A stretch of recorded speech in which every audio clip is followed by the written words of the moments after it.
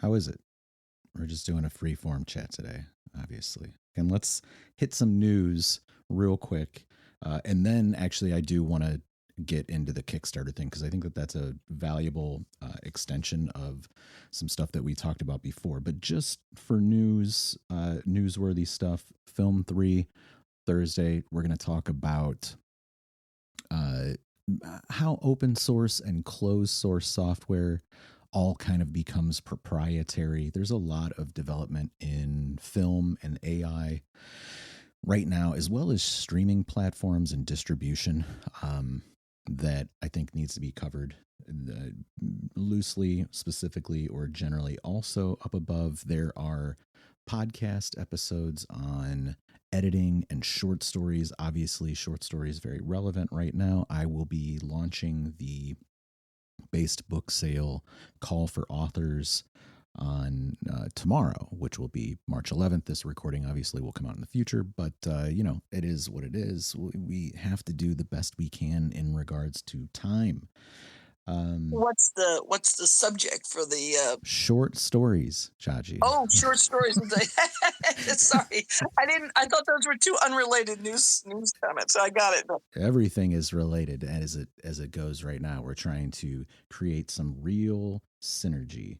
So there's a base book short story sale. Yep. Yeah, for sure. I have stuff that could go in there. Great. Yeah, for sure. If you have a collection or you have standalones, all of that stuff is welcome. We have the Fantastic Schools, and John has a bunch of short story collections. I have my own short story book, but it's published by someone else. I don't have any control over it. So that is what it is. Also, finally, The Alchemist by H.P. Lovecraft, the audiobook, narration only, and audio drama production is out. It's up. It is available on all of your favorite audiobook platforms, Apple Books. It's actually not on Audible. I can't put it up on Audible because of their conditions. Maybe they'll change those in the future, and then I will change that distribution and add it so it's there.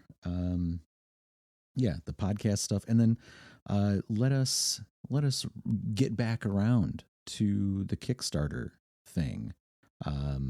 Tell us about that, because we're kind of going to discuss projects and progress, and I feel like you're launching this. Great place to start.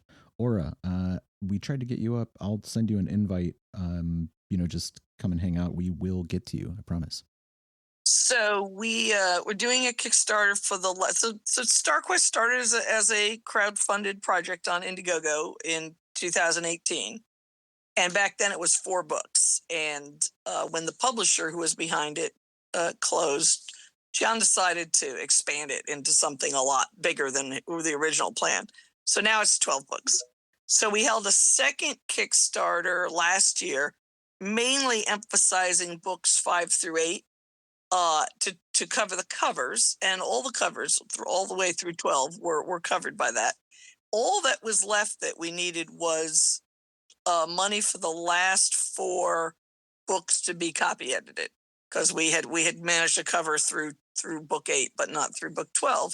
So we decided to do a Kickstarter, and we made the funding level really low, because it's not very expensive. The gentleman who's doing the copy editing is very reasonable about it. And so what I did was I just sent it out to the previous backers first, because there was one thing that was a limited item, and I wanted them to have a first shot at it. And in 24 hours, we not only funded, we're 5 times above our original funding level. For this one that you just launched? Yes. Wow, yes. that's excellent. Congrats. $3,600 in one day, in less than 24 hours. Yeah. Love it. So the great thing about that is now the copy editing is entirely covered, and so that what for the stretch goals are covering is to pay for covers for other books of John's. So he has a bunch of stuff that's out of print because it's either not typeset or it doesn't have a cover, or both. And by typeset, I mean, like, we have a file from a previous publisher who closed and it needs to be just redone, so those 2 things are sitting around So what we're going to do is whatever comes in additionally over on this current Kickstarter, we have all sorts of stretch goals that would be additional covers, and if we get beyond that, additional typesetting, which is not very expensive. But um, and we've reached the point where the stretch goal where all the backers will get a copy of the short story that John wrote for the guy who backed a short story in the previous campaign. So one of the options is John will write you your own short story, and one of the backers last time picked that, and John wrote the story, and the backer has agreed to share the story with everybody in this campaign. So everybody who signs up now, even if they just pay $1 to support, they'll get a copy of that short story once the campaign's over. So that's pretty cool. Real bonuses. I feel like you're extending the value. You're giving real value back to people. And also going back to previous Kickstarters and stuff like that and being able to utilize those assets as rewards for new ones. That's brilliant, really, Yeah, and I was really glad to give them a chance to come in first, and two people did pick the limited. There's I think there's five of them. Basically, the limited item is that we worked with our publisher on StarQuest and said someone requested being able to buy 4 hardcovers for cheaper than they could on Amazon. So we worked it out, but we get almost no money from this. This is not like a good thing for funding. Yeah. You know what I mean? Because the fulfillment cost is, I think we make $10 on it or less. So, because of that, and because it's asking our publisher to go to the effort of directly sending them from Amazon, from the authors section, Yeah. we only made 5 of them available. So I wanted to have the people who had asked about such things have a first chance at that. And at least 2 or 3 of them have been picked already. So, but they are still assisting in funding the current project as well. So, there's trade-offs, right? Right. And I did, suggest to people, if if you're going for this, you can also look at the add-ons. We have all sorts of little swag stuff, which will come out, which will be sent from Zazzle. But we have had a little Zazzle store years, so that we've got mugs with pictures from the covers, or the map that John made, a map that we have. I wanted to have the map in a poster, but we haven't managed to get a poster that's the right size and look where you can actually read the names. So that's not part of this campaign, but someday I will manage to figure out the poster better. We actually printed one out and had it sent to us, and it was too small, so I didn't include it. But other than that, we have shirts. You can even get a pickleball racket with the Andromeda map on it. So there's lots of stuff. It was fun. It was fun to put together. Great. Yeah. Any other things you've been working on besides that? That's plenty. Let's be honest. That's a huge project. Well, I'm delighted that I'm gotten back to my novel, and now I have 2 editing jobs. So I'm really grateful for the jobs, because we have son to send to college and stuff. But I'm really glad that I'm getting at least some time to work on my novel. I'm putting to work my visit to the Tower of London, which I did because it appears in both of my 2 romance novels. In both of them, they go to the Tower of London, and there's an important thing that happens there. And I tried to not cover the same parts of the tower. So if someone reads both books, there's slightly different things emphasized, different parts of it covered, though some things are the same. But that's why I went there and took pictures. I went at night, so I only got to see part of it. But I've already put my pictures to use, which is kind of cool. So I enjoyed doing that. Yeah, nice. Great stuff. Yeah, for folks hanging out in the audience, if you want to come up, if we got mutuals, we know you, then that's cool. Heidi, how's your progress coming along? Are you still sick? Have you started to feel any better? Have you done some writing in between the haze of fever dreams, perhaps, of pneumonia? Well, bear with me You because don't sound back. I'll tell you that much. I'm Carrie. Hey, um, I'm still coughing a lot, so I may slam on the mute. No, well, this is the past couple of days is I've been able to string a couple of sentences together before breaking Yay! a 20-minute coughing fit. So it's been fun. It's just been ridiculous. I haven't been this sick in years. I am flummoxed. I tell you, flummoxed by the whole thing. But since I can't talk, hang on.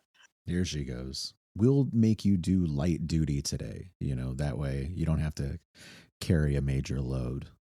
Oh, I did actually. I've been working on The Fort, which is the second novel. Good. I've been able to rewrite a chapter. I had to move a character up. He needed to appear before all hell broke loose. So I've got him moved up. I've been reading a couple of the entries we got for the Relic short story anthology.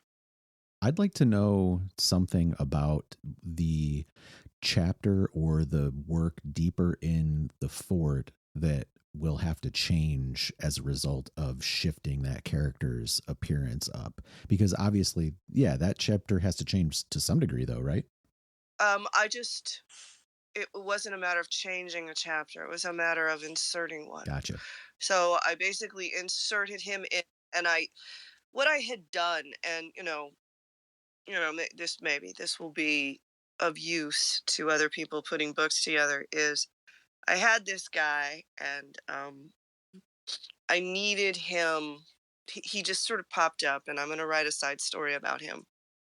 But in terms of the fort, he needed to be there because he's going to be more instrumental in book 3.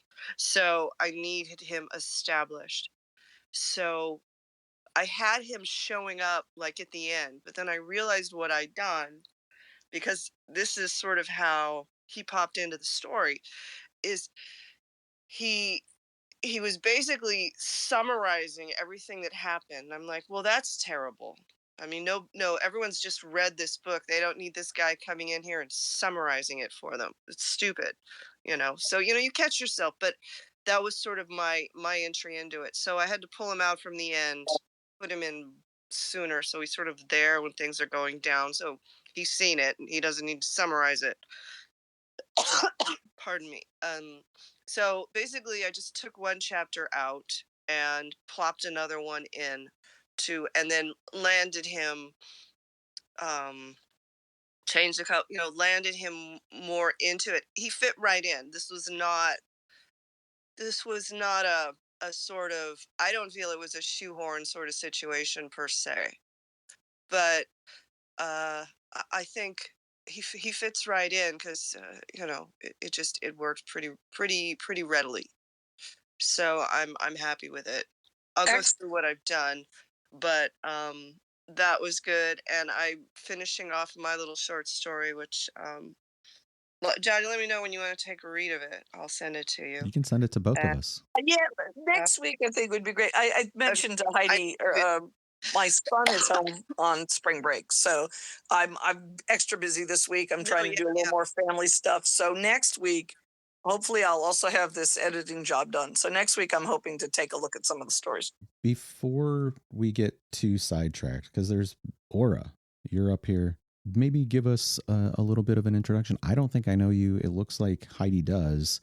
Maybe. Aura. She's been here before. Okay, I can't keep track of every name all the time. I don't write them down, but tell us about what you're working on. Tell us about your progress, anything like that. No, I just write long form essays that kind of suck, and then I start a bunch of books, and then I don't finish them. And this Thursday, I came in. Well, I always come in when I see you guys because I want to grow up and be a real writer someday.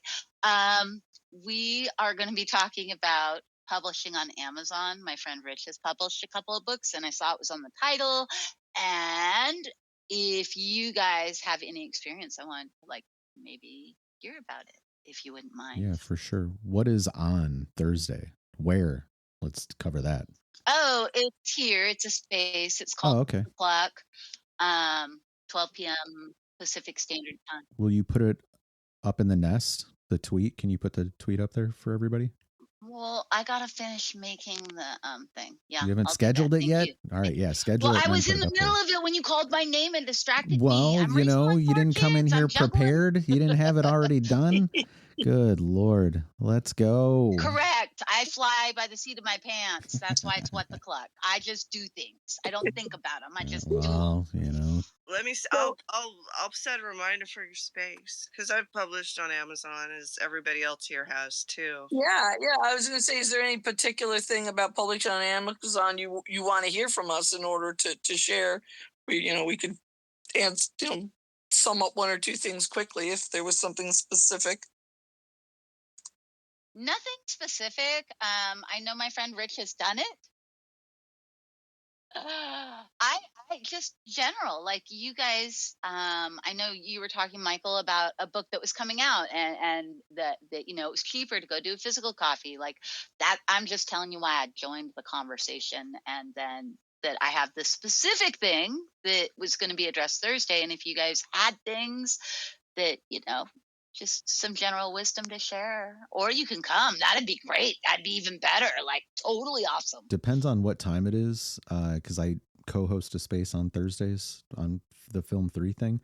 But what I will tell you is potentially there's some value on my Substack for you. I was publishing a monthly article last year that was, on writing and publishing and stuff like that. So there's kind of like a lot of nuts and bolts material over there. Kind of from the beginning of the process to the end of the process. So ideation all the way to marketing and distribution and all that stuff. So you might have a look over there if you want to kind of navigate your way to Substack. It's linked via my website too.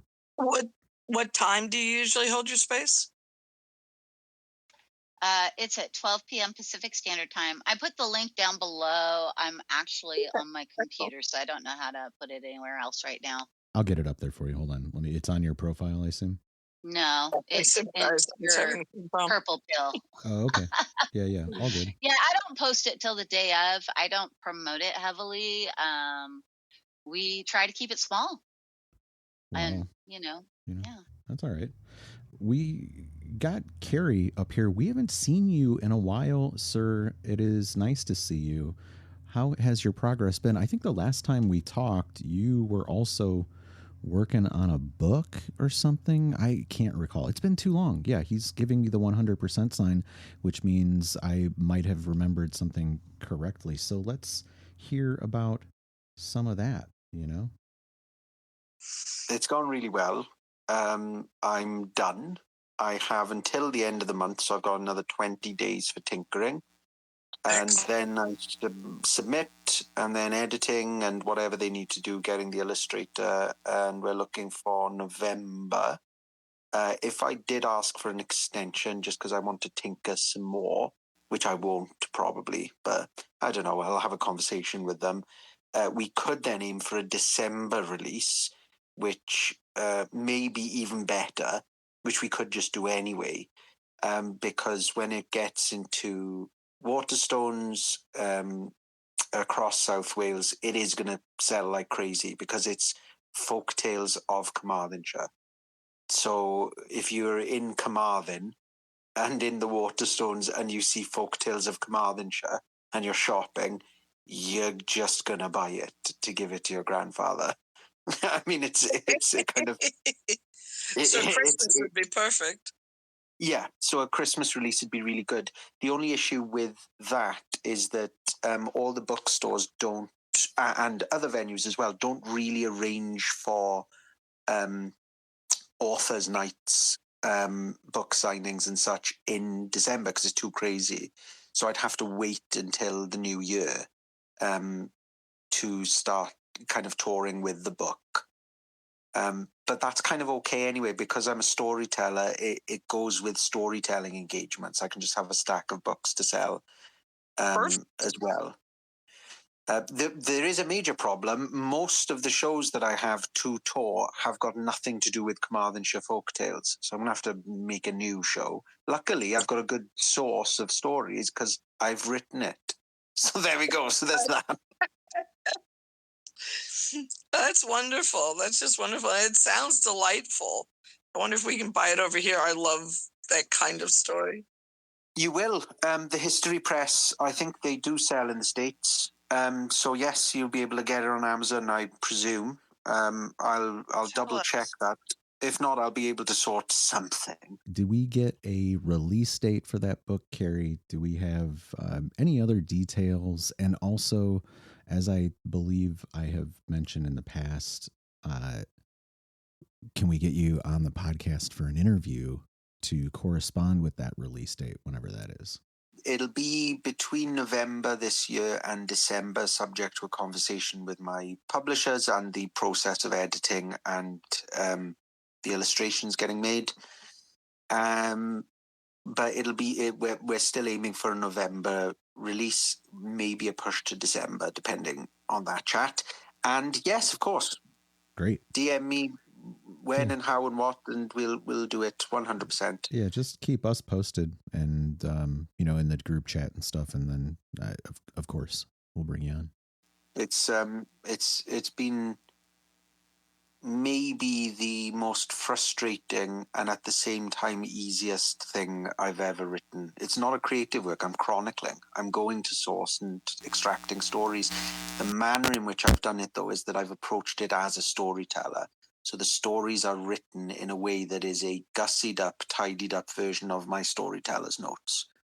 So when it comes to attribution and sourcing and things like that, there's going to be a handful within the bibliography. They're not a huge amount, because I've heard these tales told as much as I have gone and found them in the record in whichever book. So you've kind of got to do that for the purposes of going, look, this is a real folktale. But I have sprinkled in a lot of mentions of I heard this from my nan when I was 7. Wow. Because a lot of the compendiums of folk tales, when they're written by academics, they're written by sociologists and folklorists and the like, they tend to just cite the written sources a lot. You really got to go into the anthropology area where it'll say, I conducted an interview with this person. And even then, it doesn't retain... it isn't from the storyteller's perspective. So I've tried my best to kind of steer this book more in that direction, and not just say, hey, this is written by a storyteller, and then it's just a collection of folk tales. There is a tiny bit between each tale where I speak about the process of storytelling and the oral tradition, just so I'm not, committing an act of art form Harry by releasing a book, because it kind of puts pay to what I do in a way. So yeah, that's excellent. That's really excellent. Yeah, very good. I feel like we've been hearing about this for a little while, but it's good to get updates every so often. That's great, Carrie. I want a copy. It's practically the only kind of book I actually buy nowadays is like I think of them as research, like fairy tale stuff and things like that. I have books very much like what you've described, and it just sounds wonderful. The reason I say it was really frustrating is that I love my adopted county a great deal. It's a magical place with a wild history and everything. It's really a cool place. The neighbouring and surrounding counties, however, if you look in my home county, Swansea, or you could say West Glamorgan more broadly, you've got Gower. And Gower is just, you could write 5 books just on the fairy tales of the Gower Peninsula. Then you go to Pembrokeshire, which is just wall-to-wall tales going from, from ancient times all the way up to the 19th century, where you're still having these wild stories that are coming forward. And then Ceredigion, just to the north, has got almost all of Wales's ghost stories. And then Powys has got almost more stories than anywhere else. Carmarthenshire doesn't have as many. So it's actually been a bit of a slog.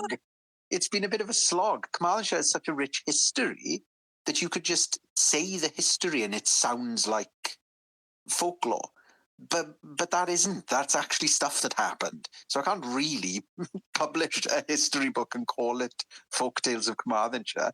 So I've had to really dig quite deep, to be honest, to get up to a relatively decent number to justify a book. But I have found them, and there are one or two I'm looking maybe to swap out. But it's all over the shop, this book. There are ghost stories. There's very modern folklore. There's an urban legend from the 1960s in there. And it isn't within the tradition of the different folk tales from these places. It isn't all that encapsulated 19th century romanticism, which a lot of it seems like. It's kind of, it gives a very fair representation of the folk tradition of the county, I feel. So hopefully the publishers don't go, "What have you done?" Which I'm quite confident they won't. At least I hope they won't. But it really is, tales from the storyteller's desk is what it feels like, I feel. So, yeah, I'm very excited. That's excellent. That's just excellent. I'll give you a little bit of update on some of my progress. I have actually been doing some creative fictional writing recently. I had to kind of Jaji, your mic's open. I had to kind of shelf my work to be able to keep up with the audiobook stuff and the documentary stuff. But I have just today finished. I finished starting the songs that I need for the documentary. It turns out I had already started a track. I don't think it was on the most recent version that you guys have gotten. I think I forgot to put it in there, plainly speaking, because I forgot that I did it. And then I found it in the folder. As it turns out, also, that's okay, because I needed one more song. So I think I've now got the song kind of carved out that I'll be putting onto that final park. There's probably some other incidental music for the outro segment that I need to do. But also there's a short story that's kind of a follow-up to Bloody Sepulchre that I have not made enough progress on, and I really need to if I'm going to try and get it out by May. I thought I would hit about a third of the way through this past weekend. I didn't make it. I was not as inspired as I thought I might perhaps be, and that's okay. That happens. But the thinking is, maybe I can get halfway done by the end of this month. I think that's probably reasonable. If I keep putting in a couple of days here and there, getting a few hundred words here and there, I can make it. I can do it. It is connected to that story. If you haven't read that, I don't know if I put that up in the nest. Maybe I did. Maybe I didn't. It's always hard to keep track of all that stuff. But yeah, it looks like it is up there. Bloody Sepulchre is like the beginning of what'll be 3 short stories. For now, maybe in the future I'll do more on it. I've kind of toyed around with the idea of making it a serial release of short stories and then potentially collecting that stuff up into a paperback release at some point in the future. When will that be? Not this year. When will that be? Maybe next year, maybe later. I don't really know.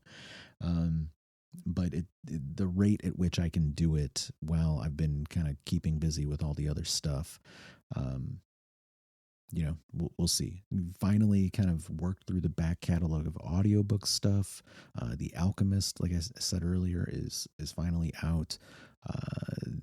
One more that I've got produced right now is going to come out this month. Hopefully it'll get approved. I'm kind of waiting to hear from them.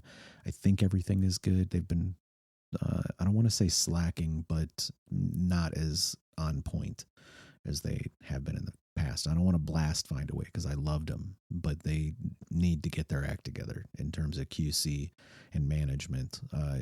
We're basically going on a year of them just being real sloppy. Let's be frank.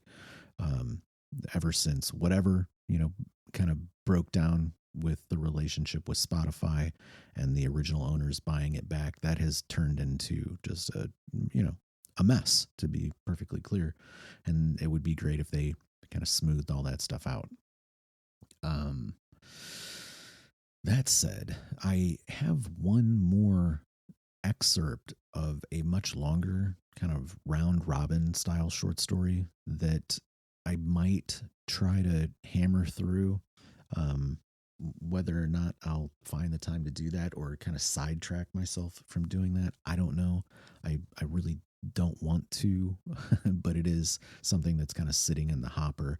I also do intend to put out a paperback in the fall. I need to start kind of making some progress on that before too long as well. So those are, just a handful of the projects that I'm working on. And obviously the Exploring Our National Parks Volume 3 documentary, is making some good progress. I would say it's probably conservatively 75% done. I know it's technically in more shape than that, but there's a lot of polishing that needs to continue to go on, and obviously audio mixing, that really hasn't been conducted, not only for the individual songs which need to be mixed, that will also be an EP, of just the music, just the soundtrack, but the mixing of the documentary as it relates to like the voiceover and some other incidental audio soundtrack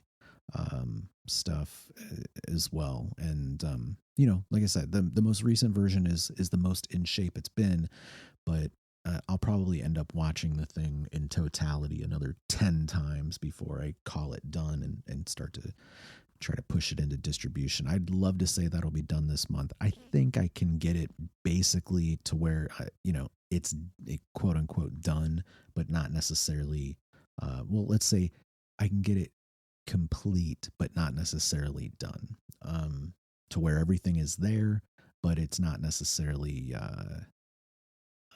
tweaked, maximally tweaked, to send out for distribution. And man, I would love to say I'll get that up on Amazon Prime. I don't know, it's always kind of hit or miss with them, whether they're going to pick something up or not. But I would love to say that it's up there. And if it doesn't make it there, ideally it'll land somewhere else, to secure distribution on other platforms. So I think that safely, by the very end of April, that will be submitted for distribution, because there's still actually a lot of work that has to go on, kind of on the back end of producing the film. And this is relevant for publishing and books and distribution as well, which is like the promotional materials that go along with that. It needs to have a trailer. I have not created a trailer for it, so it does need to have that. It needs to have multiple different sizes of posters as well, for distribution on the distribution requirements of various streaming platforms. And also, say for Amazon, they have multiple requirements for their platforms, which include both web and mobile and television. So you have to create all these artwork assets for them to be able to natively show some of that stuff. And it was announced earlier last year that if you don't have those things, then they're not going to approve new stuff for distribution.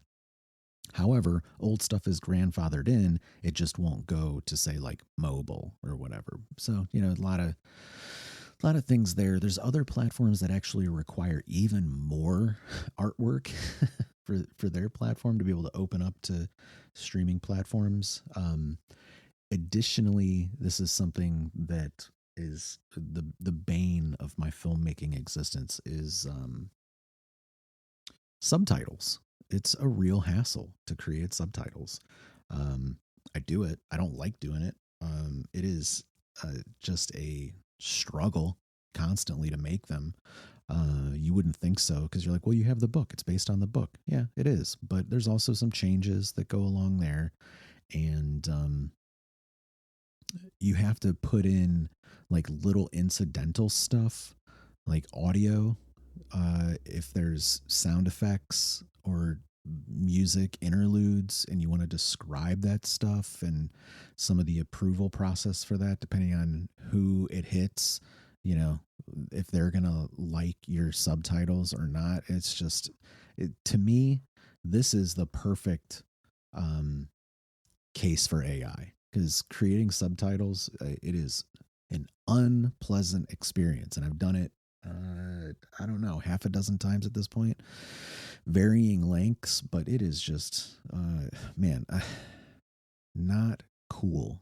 I'll tell you that much. I don't love it, if I have not made that clear yet, but it's something that I'll do because I have to, and it is writing in a sense, but the time stamping and the formatting and everything, it's nice that there's programs that do that, but gosh, it just seems like something that I shouldn't even have to be concerned with in 2026. Like this should be easily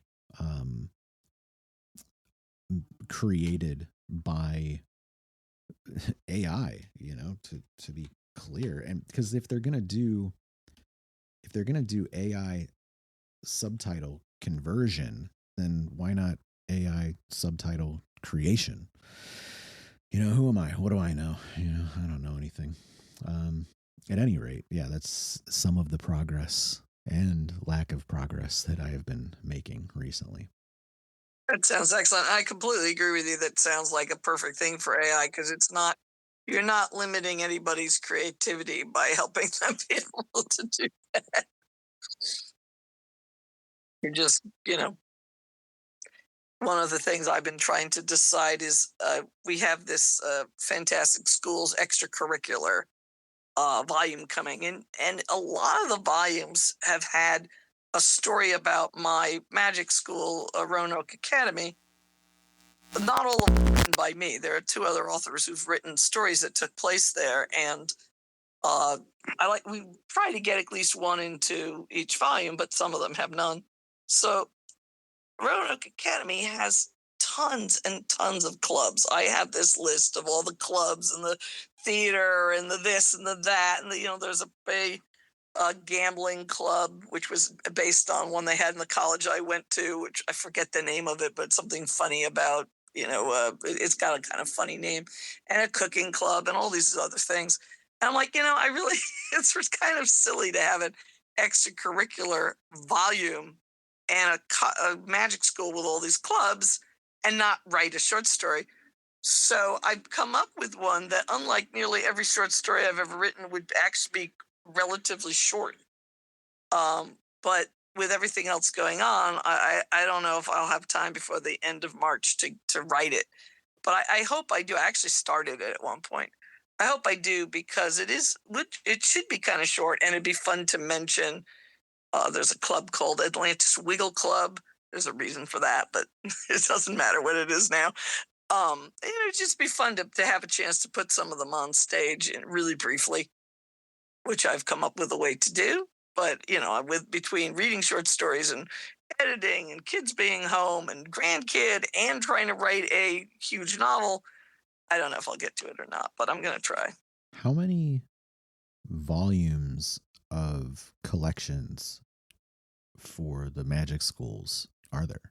I think we're on somewhere between 12 and 13 right now. And Wow. Christmas came up with 2 more that he wants to do. So we have a lot. Yeah, that's incredible. Yeah, they're fun. They're fun to do. But yeah, and I really should do one. I just have to square the time away.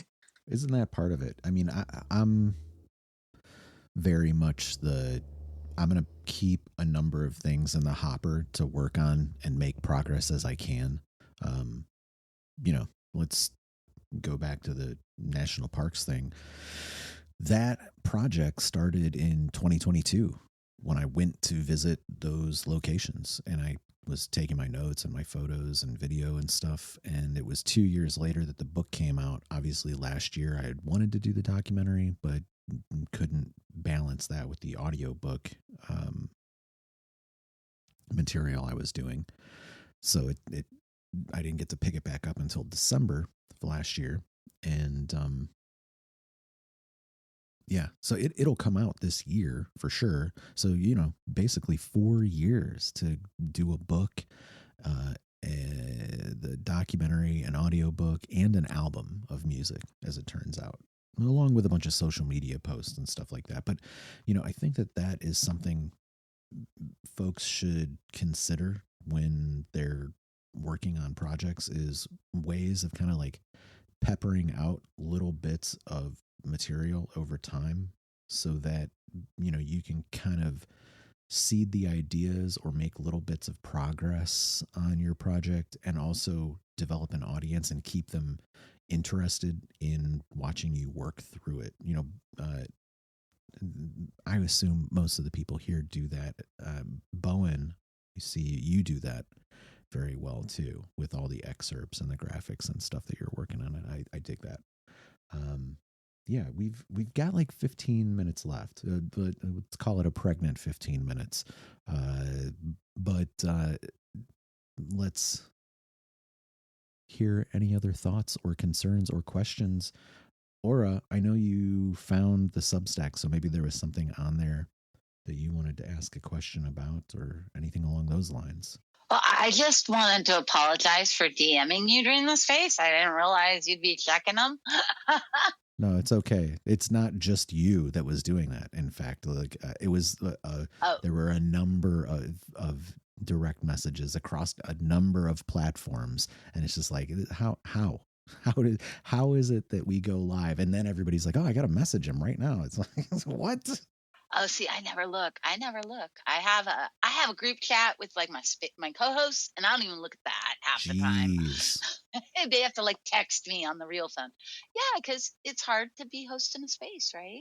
Well, it's a lot to make sure that you're focused, and if you're dividing up your attention between a bunch of other stuff, like if I'm getting pings from Discord constantly while this is going on, I'm hearing that stuff and it's showing up on my screen.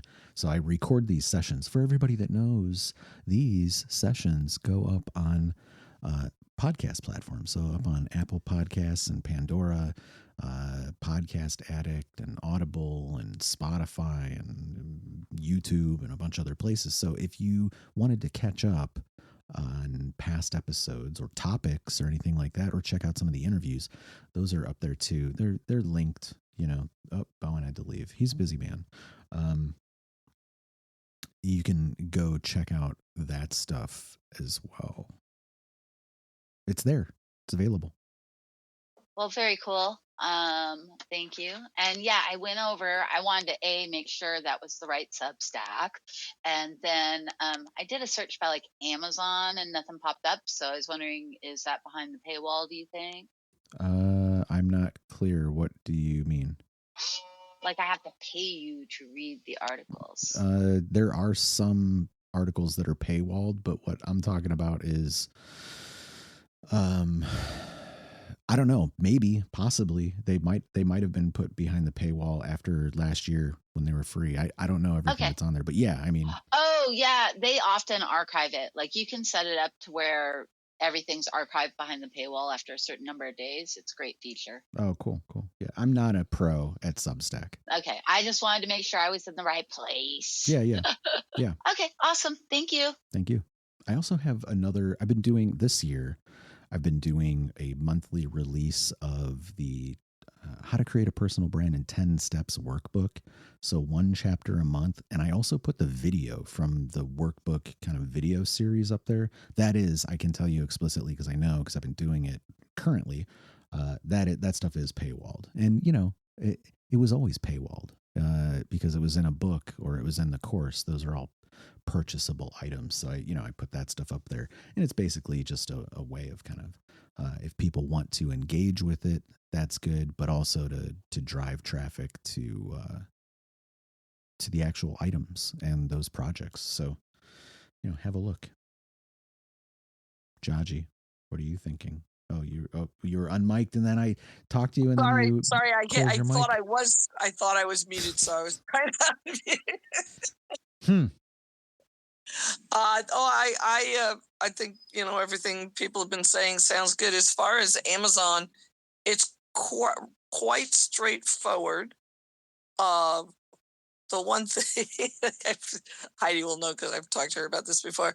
The one thing I've been recently trying to tell people is to make sure you check your formatting before you post your book, because nearly everything I get now is formatted like a blog, which means blocks of text with space in between, which is just not a pleasant reading experience when you want to read a book, particularly if it's printed. I've been telling people the story about the book that we put out when I was working for a small press, and the publisher couldn't figure out why it was 700 pages long and therefore really expensive on Amazon.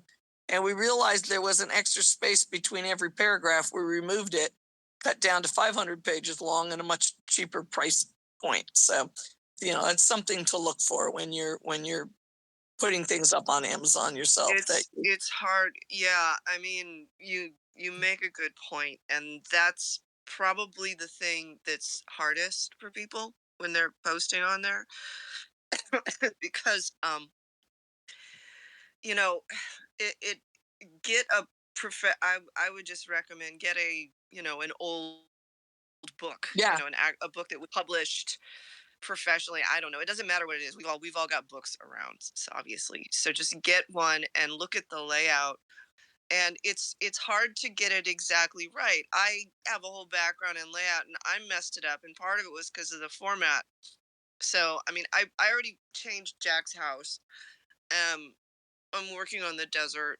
Obviously, I've been a mess, so that's not helping me.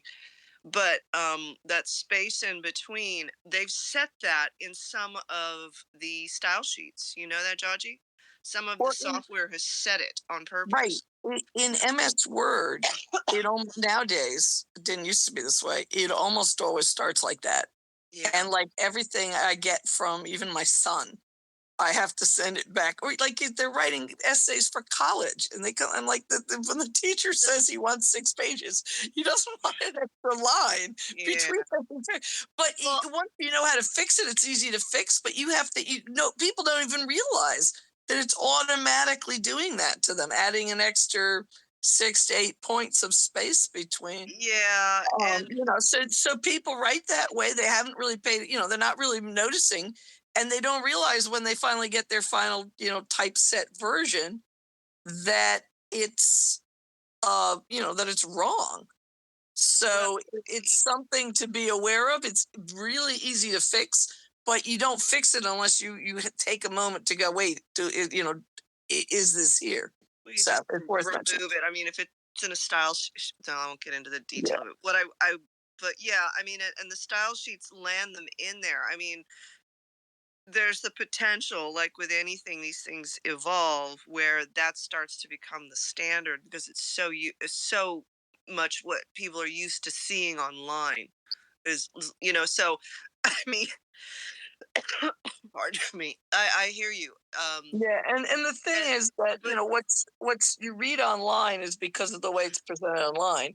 If you pick up a book and you've read 1,000 books in your life, and then suddenly you get one and it's set up like a blog, the average reader isn't going to enjoy that because it's not the same type of experience, or just the fact that in some cases the reader might not notice, but the why charge the extra money for the extra length? Could get. This is the thing. I mean, anyway, I mean, font size. There's a lot you could discuss about laying something out so that it looks, traditional. I guess is a whole conversation. But one of the things I will say is KDP's software now, the Kindle Create software, makes it very easy to put together an ebook. I didn't try that. I know everything else is pretty easy. I've done it. That's good to know. I've done it both ways, and the reality is, what is the other way, Heidi? The other way I've done it is to have the software itself lay it out for you, and then you just create an EPUB document. From what software? From Adobe Oh, InDesign for Okay. me. Yeah, gotcha. Yeah, So the people I work with all use Vellum. InDesign is a real. InDesign will create a very professional looking hard copy book. That's what it will do, and that's what it's designed to do. Let's be clear. InDesign is overkill for creating ebooks, though. This is what I'm saying is it's not good for that. Yeah. So the thing is, it's very good for creating a book, a traditional book, or whatever traditional thing. But this Kindle Create, basically, you can take InDesign will export a PDF. You put that in Kindle Create, and it does the whole thing. It gives you your clickable, your reflowable document, your clickable table of contents, the whole thing.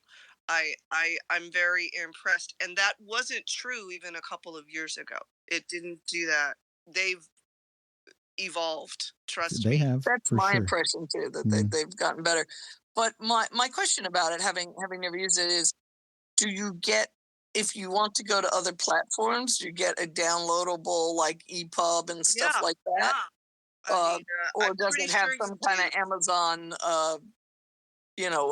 No, it doesn't. watermark on it or something? This is I've never tried it. I usually we always used Vellum when I was with the small press, and so what I tend to do now is go back to the typesetter from the small press I worked for and just pay him to do it. So. Well, give it a shot. But maybe I should try it with one of these books of John's that are just sitting around. Some of them I can't really deal with. I need somebody else to look at because of the formatting. But there's one that we don't have the EPUB for it. He's going to have to recreate it he's going to have to re-edit the doc file. And once we do that, I should try it, because that one I don't have somebody trying to. Do you have a PDF of it? Do you have a PDF? We have nothing. What? Or never gave us the files back. Oh, gotcha. You just have the book. We have the book. We have somewhere, unless we finally gave up and got rid of it, the hand-corrected paper manuscript that was a copy of what was sent back when there were changes made. Nice. So this was the first thing John ever wrote. Well, here's an option, and we're going to wrap up for today. We are getting real close to the hour. So excellent. One thing that you might consider, if you have the printed book, and I know that this is going to suck, but it's an option, is character recognition. So you could scan it in, and basically you could even do this with your phone. You could take pictures and it will basically pull that text. Yeah. It'll pull that text from there and turn it into text inside of a file, for you. That's one way to do it. John was just wondering if we could do that. That's like, you 100% can. So would it work on his handwritten manuscript? I mean, his handwriting's pretty.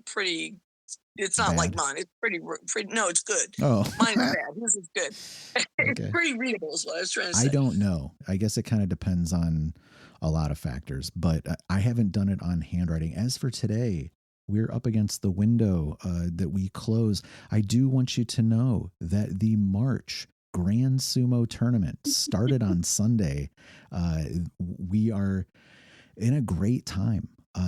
Aonishki, the Ukrainian phenom, is trying to make a bid for promotion to Yokozuna. He's won the last 2 Emperor's Cups. We don't know what'll happen. This is just a captivating tournament and time for sumo. A lot of great young talent. I'll tell you that much. I've been loving it. And for you, you can catch all the daily action 15 days straight for this tournament starting on Sunday on NHK World. That's Japanese language, English, Japanese culture, English language programming broadcast around the world and on your streaming platforms. As for today, this has gone well, and we will talk again before too long.